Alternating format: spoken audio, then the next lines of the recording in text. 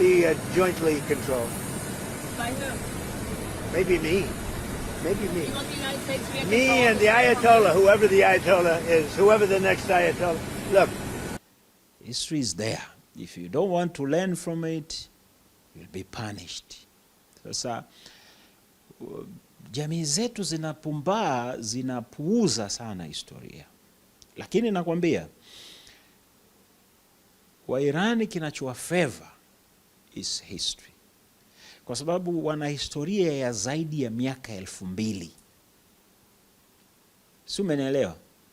Hii miaka 2000 kuanzia kuzaliwa kwa Yesu Kristo. Irani wana historia ya miaka 2000 kabla ya kuzaliwa Kristo. And they've been there. The superpower. One of those strongest civilization kwenye dunia hii. You're talking of the Persians. Kuna nyakati ambazo dunia ilikuwa na civilization tatu zinakwaruzana.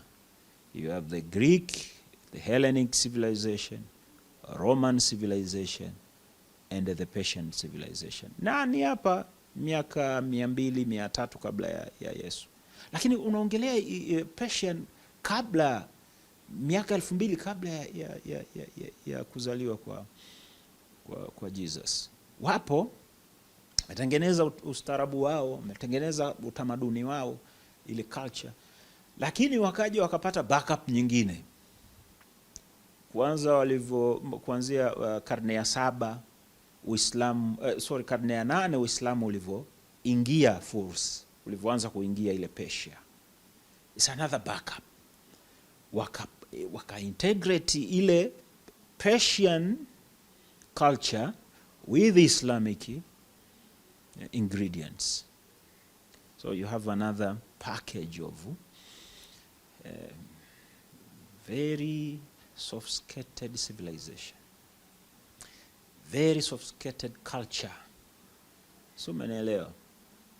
Sasa na hata ukisoma katika historia hii miaka pengine tujalie 1400 au 300 iliyopita, hiyo Islamic civilization, so umeelewa, was powered by the Persians.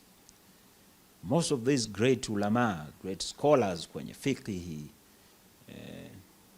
kwenye field zote, mathematics, astronomy, astrology, medicine, they were Persians.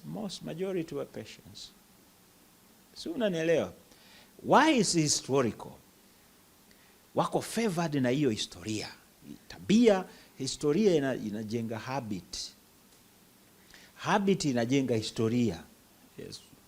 Na moja ya habit ya Wafursi, na hii kwa Waislamu watakubaliana na mimi, ni hadithi ya Mtume. Ipo hadithi ya Mtume anasema, lau elimu ingekuwa inapatikana kwenye nyota ya Dhurea, basi wangeipata Wafursi. You can see how these people are very determined kwenye kutafuta elimu, kwenye kutafuta maarifa.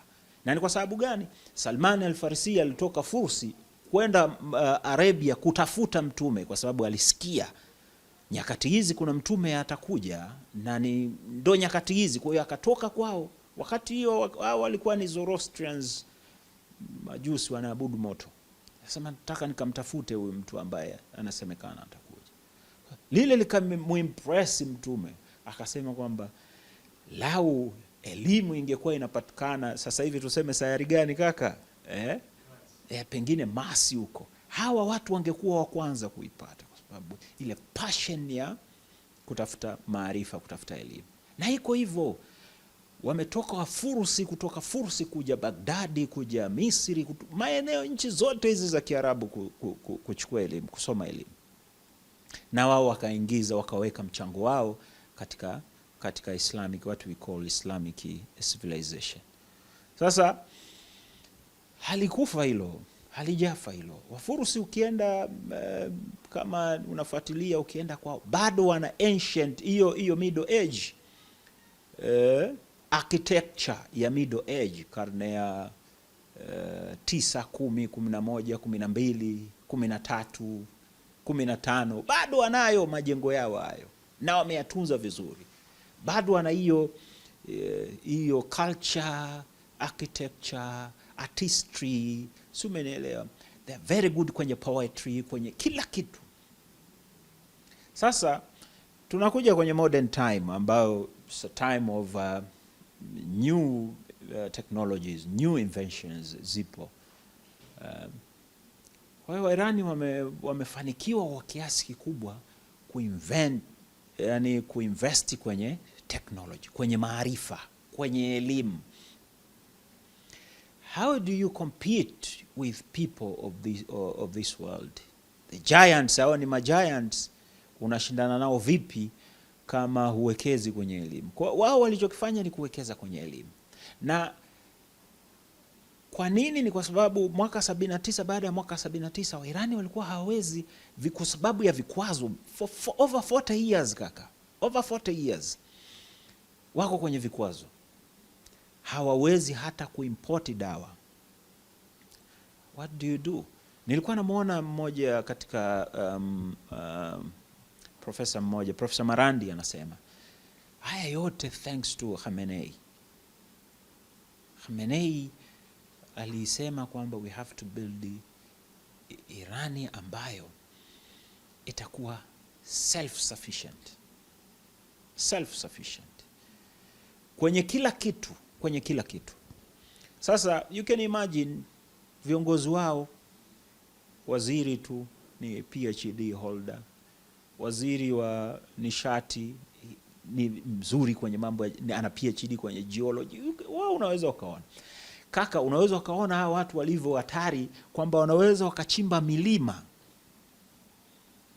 wakaistore silaha zao humo, wewe usifike. Marekani ilienda ikashambulia zile entrance, maeneo yale ya kuingilia ambao wanatolea, lakini sehemu nyingi zilikuwa ni decoy, wametengeneza kama decoy. Kwa hiyo walivyoshambulia zile wakasema hawezi, tumewamaliza. Wanashangaa kuna vizibo vinafunguka tu juu, linarushwa kombora na kwenda wasalimie huko, si unanielewa?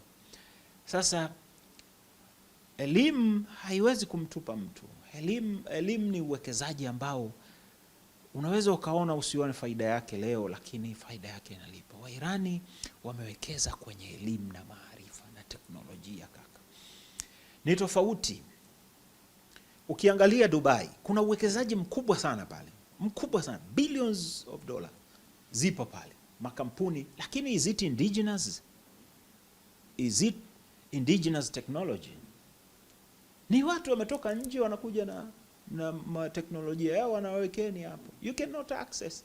Sasa Iran walichokifanya is to indigenize their technology.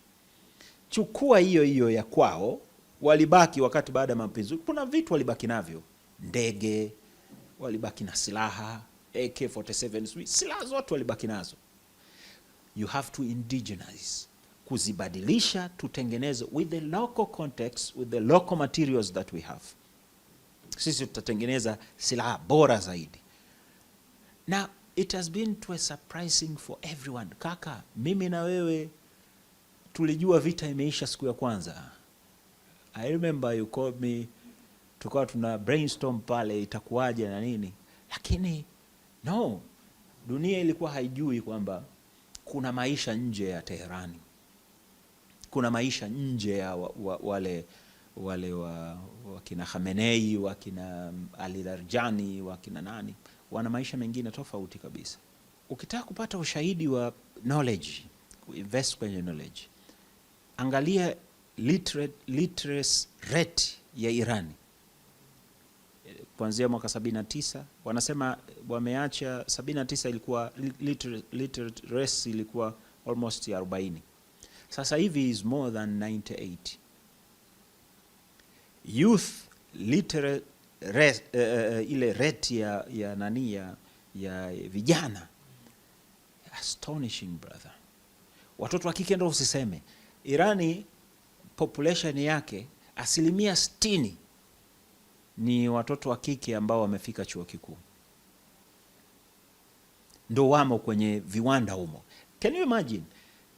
jamii iliwaelimisha watoto wa kike au wanaonekana wamevaa majuba sijui nini, wanakandamizwa, lakini they are most literate among the Iranians. So unanielewa? Kwa hiyo wanasema absolute illiteracy, absolute, wale wajika kabisa kule Iran ni watu milioni 9 kati ya watu milioni 60 na kitu. Wako milioni 90 nadhani. Yes, milioni 9 tu. Fanya ilete huku kwetu huku. Si umeelewa? Kwa hiyo wamejikomboa kwa sababu wamewekeza kwenye taaluma, viwanda. Wale viongozi wote wa serikali, wote wale unaona viongozi wa serikali ni watu wanafundisha vyuo vikuu. Wewe unaweza ukahisi umeua wa nuclear scientist 2, 3, 4, 10, ukahisi umemaliza. Who knows walioko huko chini underground kwenye hizo missile cities na wanafanya nini? Si umenielewa? Sasa knowledge, lakini sio hivyo knowledge, lakini knowledge ya kumsoma opponent wako. Si umenielewa? Opponent hiyo, kuwa na knowledge of intelligence. Kwa maana kwa mfano Iran walikuwa wanashambulia hoteli ambazo ziko Dubai, ziko Amana kule Jordan au Bahrain, wapi nini? Kwa sababu walikuwa na information kwamba wameevacuate, jeshi la Marekani limeevacuate kutoka kwenye military base, wamekodi hoteli, ndio wanafanyia operation zao humo. So piga humo. Now coming to your other question, kwamba kwa nini ilikuwa ni rahisi au ni rahisi mpaka leo is very easy kumuua kiongozi wa Irani kuliko kumuua kiongozi labda wa Israeli? Ni swala la intelligence. Unajua Iran is very vulnerable. Pamoja na hiyo kuwa wako vizuri, wako very vulnerable. Ni rahisi kufikiwa kwa sababu Irani ni nchi ambayo imepokea kwa miaka 20 wakimbizi wengi mno. Wengi walikuwa wanatoka Afghanistan. Si umenielewa? Afghanistan. Lakini vile vile kuna wafanyakazi hawa migrant worker na wage labor wengi wanatoka India na Pakistani. Hawa ambao yes wapo wanazurula mjini, wanalipwa ujira tu wa kawaida na nini, wako wengi wanakuja kutafuta maisha. Na hii ni nchi zote za Mashariki ya Kati iko hivyo. Ukienda Dubai utakutana airport wanaofanya kazi pale mostly the Indians, watu kutoka Pakistani, Bangladesh huko. They are paid very little. So umenielewa? Sasa na Iran hivyo hivyo, lakini kuna wakimbizi wengi. Sasa Israeli ilichofanikiwa na Marekani ni kuwatumia hawa kama part and parcel of the espionage, kama sehemu ya ujasusi wao. Mtu anayelipwa kwa mfano shilingi 20,000 kwa siku, akamwambia mimi nitakupa 200,000 kwa siku, lakini nahitaji information za kalamu, ofisi zao, wanafanya wapi, anakwenda wapi. Likely mtu so, Iran wamekuja kushtuka very late, kiasi kwamba na wenyewe wakaanza hiyo process ya kuwa wanajaribu kuinfiltrate kwenye intelligence ya Israel, lakini it's very minimal. Huwezi kulinganisha na ambavyo Israeli inaweza kutumia. Lakini Israeli iko backed by this powerful techs, powerful technology brother. WhatsApp hiyo unaotumia, Instagram unaotumia, Twitter, anything that you are using is a weapon against you. Yes, whenever they want they can take you down. Si umenielewa? Kwa hiyo wanaweza kutrack na kutrace huyu mtu saizi yuko wapi na anafanya nini, wakammaliza. Kwa hiyo ni rahisi. Irani hawana hiyo intelligence ukilinganisha na intelligence ya Israeli, kwa sababu haya makampuni makubwa yote almost, kwa mfano Meta wanamilikiwa na nani? Half American, half Jew. So umenielewa? It's very easy, ni very rahisi sana tu. Nafikiri pengine huko mbele na wenyewe wanaweza wakafikia level hiyo, kama wanaweza kutungua F-35 kwamba na wenyewe hawatumii kwa mfano GPS sasa hivi. GPS hawatumii sababu GPS ni ile ya kwao. Sasa ukitumia GPS kwenye hata navigate kwenye space na nini, bado utakuwa vulnerable. Watajua hizo missile zako zinakuja na nini, lakini sio kwamba hawana intelligence, wanayo. Kwa mfano, nitakupa mfano. Kitu cha kwanza Wairani walichofanikiwa cha kwanza ambacho kilikuja kuwasaidia baadaye, hizi siku 10 za mwisho, hizi siku 10, Wairani walikwenda kushambulia rada iliyopo Qatar. Ile rada, unajua watu hawajui, Iron Dome, ile Iron Dome ya Israeli haianzi Israeli, no, ni mfumo uko connected mashariki nzima ya kati. Zile rada, ile rada iliyokuwepo wanaita Al-Hudaid, kitu kama hicho pale Qatar, kule Bahrain, Jordan, ile mifumo yote iko connected kutoa alert kwa Israel kwamba kombora linakuja. Kwa hiyo hata ile unaona zile David slings zinaporuka juu, zinaruka baada ya kupata alert ya dakika 16, kuanzia 16 mpaka 20 kwamba kuna kitu kinakuja. Sasa Wairani walichokifanya ni kwenda kupiga zile rada. Maana yake ni kwamba ile time ya defense system za Israeli kupata hiyo alert inapungua kutoka dakika 16 pengine inakuja dakika 3, 2 mpaka 6. Kwa hiyo na wao wako kwenye hiyo level ya intelligence, lakini it's not as good as that of America and Israel. Kama tulivyosema hapo mwanzo kwamba technology ni mastery wa kila kitu, hasa kwa sasa ambapo teknolojia inakuwa kila siku vitu vinabadilika, mambo yanabadilika kila siku. Sasa ipo dhana kwamba pamoja na kwamba anayepigana vita ni Irani, lakini kuna uwezekano mkubwa ni fursa ya nchi nyingi duniani, sasa hizi major players zikawa nazo ni sehemu ya kutesti teknolojia zao. Katika yale ambayo ulisema tufikiria tuyajui, tukasema tuyaache, tutasema siku nyingine. Inawezekana tukaje tukasikia huko baadaye kwamba Marekani walikuwa wanatesti teknolojia fulani, tukaje tukasikia kwamba Mchina alimuuzia teknolojia Irani teknolojia fulani, au Mrusi, kwa sababu ukiangalia hii vita target kubwa ni Mchina. Bwana kimaliza huyu anakwenda huku.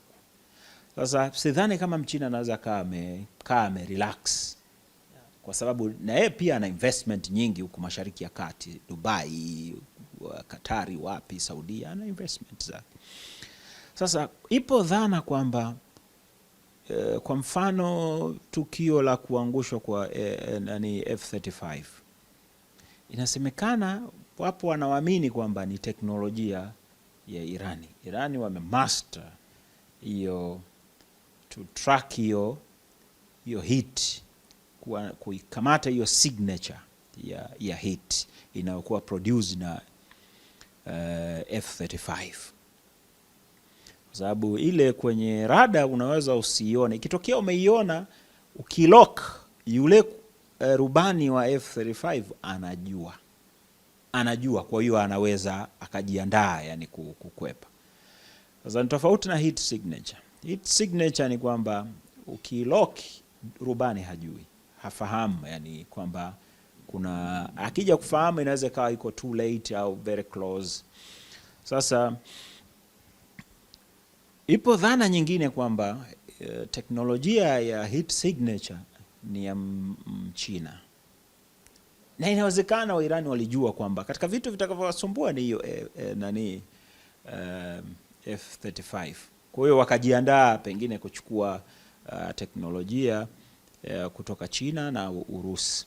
Kwa hiyo kuna uwezekano mkubwa, kuna hiyo kwamba pamoja na kwamba wana indigenous technology, lakini bwana, ipo dhana nyingine kwamba hata ile Kinzhal ya Urusi, ile kombora la Kinzhal, wa Irani wameli indigenous. Ndio kila siku wanasema we have surprise for Trump, yani we have surprise for Trump, sio, umeelewa? Na wao walichokuwa wanakifanya ni kuondoa ile crude technology walionayo ya makombora, kuiondoa kwenye stockpile, kuhakikisha kwamba yale walioyatengeneza 2010, 12, 10 na ngapi, wayatoe yote, na yale yalikuwa yanatumika kama decoy, kuhakikisha kwamba zile defense systems za Israeli na hapa Mashariki ya Kati zinakuwa exhausted. Ukirusha yale makombora yale, hizo defense systems zitaangusha, hayana kitu, hayana. Yes, hata hizo drones walikuwa wanarusha drone Lancet au kamikaze, hiyo Shahid ni drone ambayo Wamarekani wameimaster na wenyewe wametengeneza copy ya ile drone inaitwa Lucas. Sasa wameimaster, kwa hiyo wanajua labda weakness ya Shahid. Sasa Wairani sasa hivi they no longer use Shahid, wana vitu vingine kabisa. Jana nilikuwa nasoma wanatumia Arash. It's a new technology, sio, umeelewa? Sasa wako very quick, yani jamaa wako very quick. Wakipata kwenye hivi vitu kuna zile bounties, ngawira zinaitwa kuna ngawira watakuwa wamezipata tu kwenye hii vita. Inawezekana kwa mfano wanasema wakati Marekani inashambulia zile pale vinu vya nuclear na Taz na wapi pale kwenye milima pale, kuna moja katika makombora yao nadhani ni bunker booster Isfahani, halikuripuka, lipo pale. Wao wanasema hivyo. Do you know what it means? Wanalo tayari, wana uwezo wa kumodify. Wairani hizi drone zote wamemodify, ni modification. Marekani anarusha hizi spy drone kwenda kuchunguza, wana hack kwenye system, wanakishusha chini, reverse engineer, mass produce, tengeneza vingi, very cheap. Sasa Irani anapigana vita very cheap, bei rahisi tu. You need Lancet ya $20,000 wakati unahitaji the Arrow ya $100,000 au $1,000,000 kwenda kutungua hiyo Lancet ya $20,000. Kwa hiyo kule kwamba pamoja na kwamba technology ipo kubwa, yani inaweza kufanya mambo makubwa, lakini also kuna indigenous technology ambayo very cheap inaweza ikasababisha vita ikawa ya gharama kubwa. Kati ya Irani leo na Israeli na Marekani, wakifanya baadaye huko calculations, kwa sababu Wamarekani wameanza kupiga kelele, gharama imekuwa kubwa, sio, umeelewa? Irani sasa hivi anachokifanya ni kuhakikisha kwamba anarudisha pesa yake aliyoipoteza kwenye vita. Anairudishaje? Hormuz, anayepita hapa alipe dola milioni 2, utalipa hapa, utaki rudi huko, si, umeelewa? Na katika vitu nilikwambia vitabadilika ni ile geography ya pale, hata management. Nimeona kwenye moja ya madai yao ambayo wanataka ili vita iishe, na ukumbuke wao ndio walosema kwamba Trump utaanzisha vita, sisi ndio tutakaoimaliza. Yes, maana yake ni kwamba tutamaliza kwa terms zetu. Sisi kuna sehemu tutakushika, utarudi wewe mezani.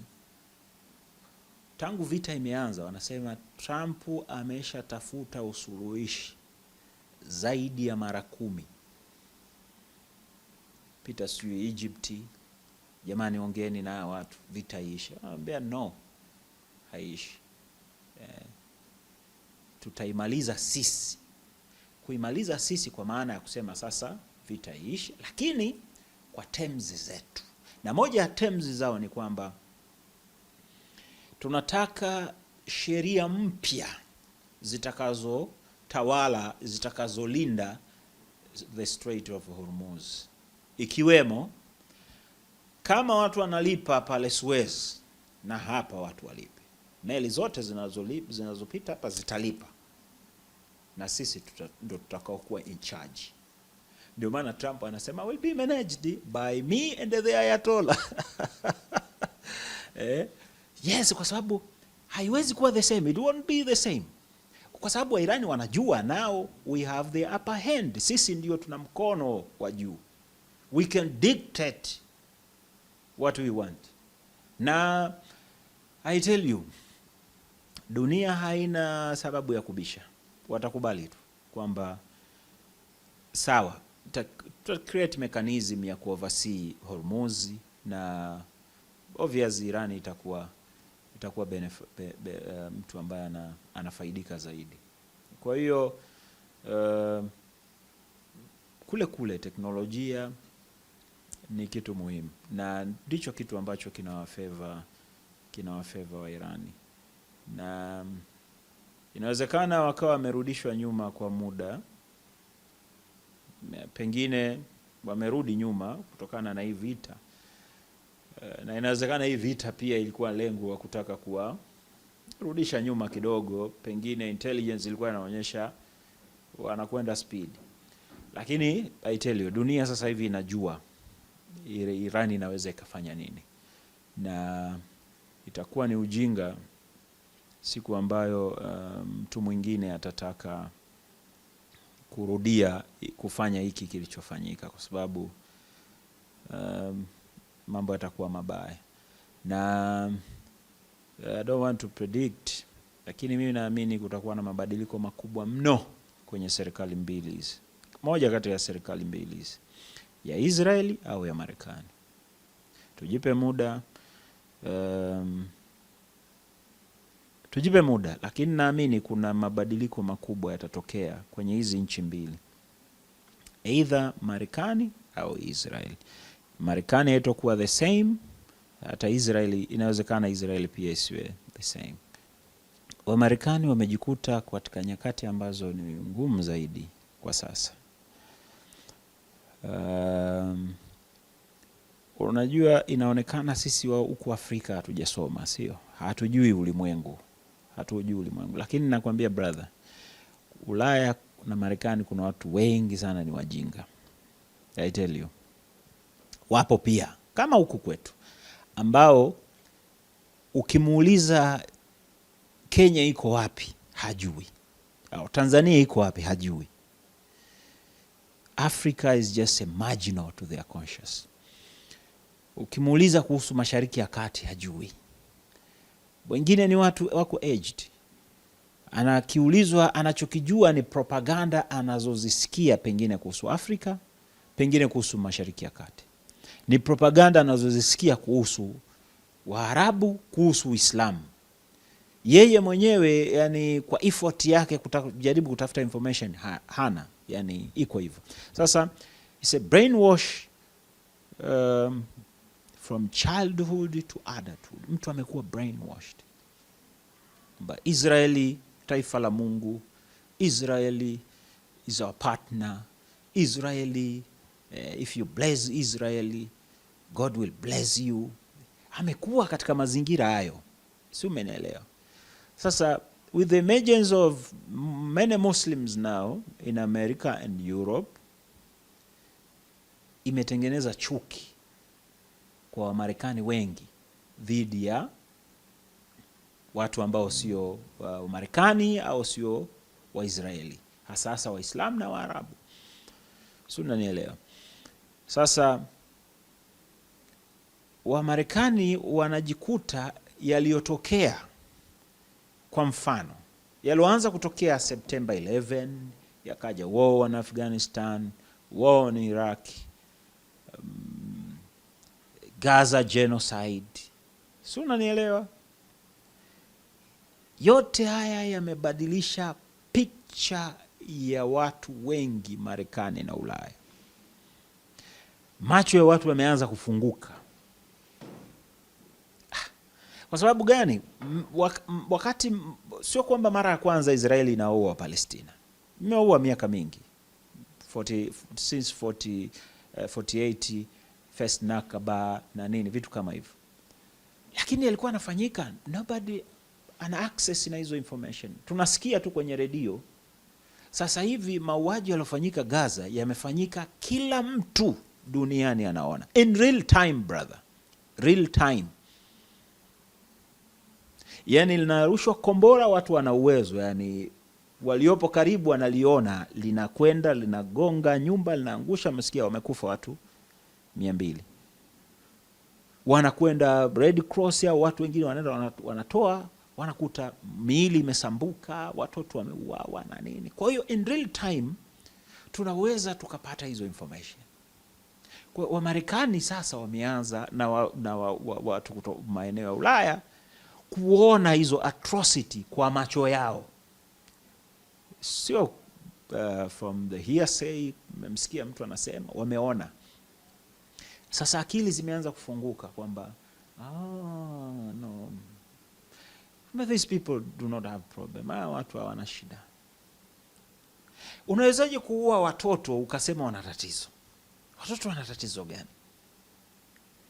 How do you kill more than 20,000 people kwa makosa yaliyofanywa na watu pengine watu 20-30? Si unanielewa? Sasa Wamarekani wanajikuta wako kwenye hiyo quagmire.